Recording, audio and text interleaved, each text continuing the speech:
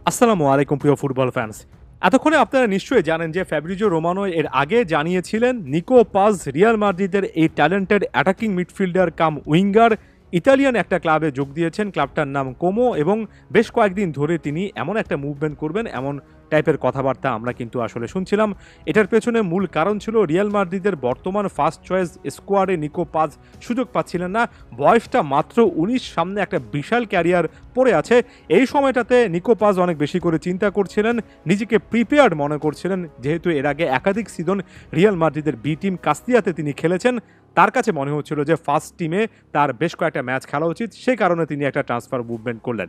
Transfer ডিটেলটা সকলের জানা, তারপর আরও একবার বলি, কোমোতে মাত্র ৬ মিলিয়ন ইউরোর একটা ডিলে তাকে শেষ পর্যন্ত রিয়াল মাদ্রিদ ছেড়ে দিয়েছে। তবে ভবিষ্যতে তার বিক্রির উপর 50% একটা কিন্তু রাইটস রেখে দিয়েছে, অর্থাৎ ভবিষ্যতে কোমো থেকে অন্য কোনো একটা ক্লাবে যোগদানের ক্ষেত্রে এই প্লেয়ারটা কিন্তু শেষ পর্যন্ত যেই অ্যামাউন্টে মুভ করুন না কেন তার 50% রিয়াল মাদ্রিদ পাবে। তিনি যদি কোমো থেকে অন্য কোনো একটা ক্লাবে ২০ মিলিয়ন ইউরোর বিনিময়ে যান, তাহলে ১০ মিলিয়ন ইউরো কোমো পেলে ঠিক ১০ মিলিয়ন ইউরো পরবর্তীতে রিয়াল মাদ্রিদের পকেটে যাবে। এখানে 50% এই যে সেল অন ক্লজটা রিয়াল মাদ্রিদ রেখে দিয়েছে, এটাই প্রমাণ করে যে রিয়াল মাদ্রিদ চিন্তা করছে ভবিষ্যতে এই প্লেয়ারটা সত্যিকার অর্থে বড় একটা প্রসপেক্ট হতে পারেন, যে কারণে রিয়াল মাদ্রিদের এখানে লাভ করার যে সুযোগটা আছে সেটা তারা রেখে নেগোশিয়েট করেছে। ভবিষ্যতে রিয়াল মাদ্রিদ যদি বাইব্যাক করতে চায়, এই প্লেয়ারটাকে কিনে নিতে চায়, সেখানেও কিন্তু এই এক্সট্রা অ্যাডভান্টেজ তারা পাবে, কারণ 50% সেল অন ক্লজ রাইটস তো তাদের কাছে আছে।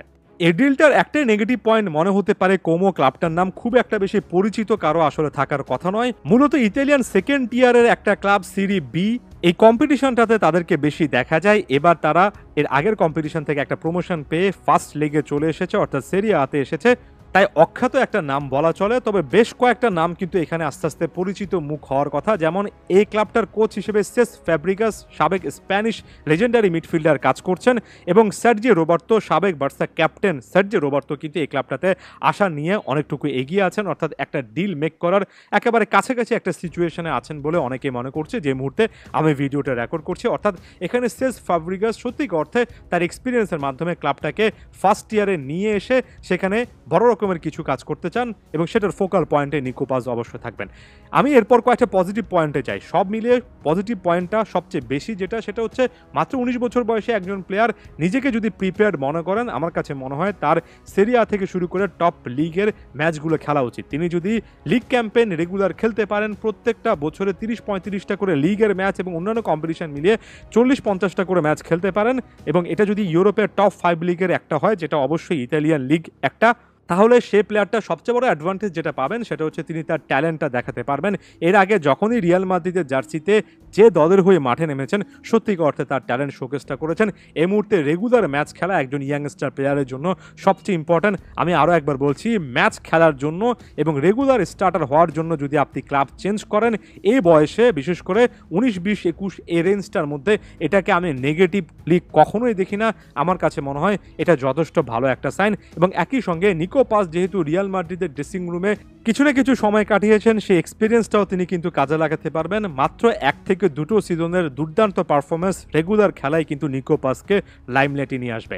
মূলত একজন right sided winger plus attacking midfielder, যার মধ্যে আমি অ্যাটাকিং মিডফিল্ডার সত্তাটাই অনেক বেশি করে দেখি। নিকো পাজ বা এ ধরনের যে কোনো ট্যালেন্টের কথা যদি আপনি বলেন, আমি প্রায় সময় বলি যে প্লেয়ারটার ট্যালেন্ট আছে, প্লেয়ারটা সত্যিকার অর্থে অনেক গিফটেড ফুটবলার, এটা এইজ লেভেলে কিন্তু বোঝা যায়। তবে এটা কিন্তু জব হাফ ডান, শুধুমাত্র অর্ধেক কাজ। বাকি অর্ধেক কাজ সবচেয়ে বেশি কঠিন হয় ওই সময়টাতে এসে তার একটা ক্লাব খুঁজে নেওয়া, সেখানে রেগুলার পারফর্ম করা, সকলের নজর কাড়া, তারপর বড় একটা ক্লাবে যাওয়া, সকল প্রসেসটা একটার পর একটা চেকবক্স টিক করে আসতে হয়। এবং এই জায়গা থেকে এসে আর্জেন্টাইন ইয়াংস্টারদের অনেকগুলো চেকবক্সে এসে টিক করতে হবে, তারপরে তাদেরকে বলা যাবে যে তারা সত্যিকার অর্থে আর্জেন্টিনার জাতীয় দলে আসার মতো একটা সিচুয়েশনে আছেন।